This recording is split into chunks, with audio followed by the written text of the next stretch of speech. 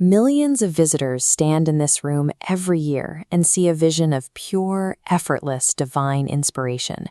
But look past the theology, and the plaster reveals a different story, a record of physical exhaustion and a quiet, brilliant rebellion.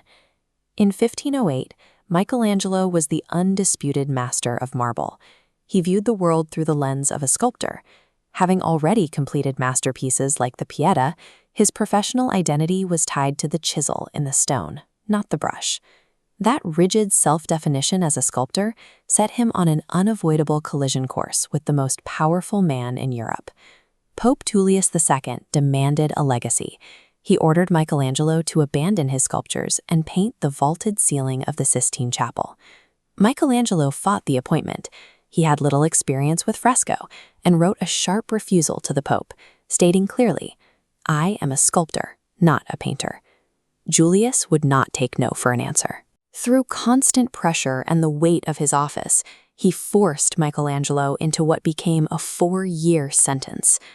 Michelangelo eventually relented, but he carried his frustration into the work, using his understanding of three-dimensional space to hide radical ideas in the very heart of the Vatican. Popular legend suggests Michelangelo painted these scenes while lying on his back, but the historical truth is much more grueling. He designed a specialized timber scaffold that allowed him to stand while he worked, which required him to keep his neck craned backward at a violent angle for hours. From this cramped, punishing position, he executed 343 individual figures across 9 separate scenes from the Book of Genesis. The toll on his body was immense. He described the sensation in a poem, noting how his loins were ground into his gut and his body was, quote, strained like a Syrian bow. The physical contortion he endured found its way onto the ceiling. The figures he painted are hypermuscular, captured in the same twisting, straining poses that he was forced to adopt on the scaffold. Beneath the surface of these biblical scenes, Michelangelo left a precise record of his own secret studies. Since his youth, Michelangelo had covertly dissected human cadavers, obsessed with how the biological systems of the body actually functioned. We see the culmination of this study in the creation of Adam. Notice the red cloak enveloping God. When traced, it reveals a perfect cross-section of the human brain. The fabric and limbs align exactly with the cerebellum, brainstem, and pituitary gland. He even wove his own likeness into the frescoes, embedding his identity into the very biological structures he spent his life mapping. By placing the image of the human brain around the moment of creation, Michelangelo was making a bold statement. The intellect is the true bridge between the human and the divine.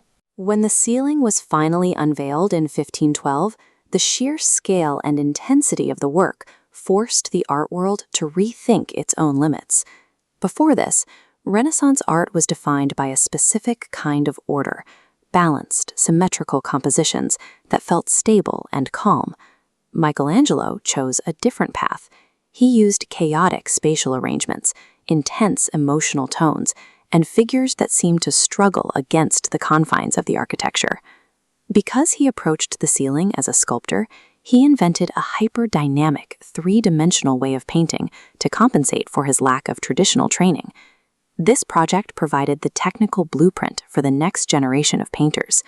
Future masters like Caravaggio looked to this ceiling to learn how to communicate raw emotion and physical realism through dramatic light and shadow. The energy Michelangelo released here eventually paved the way for the high drama of the Baroque era.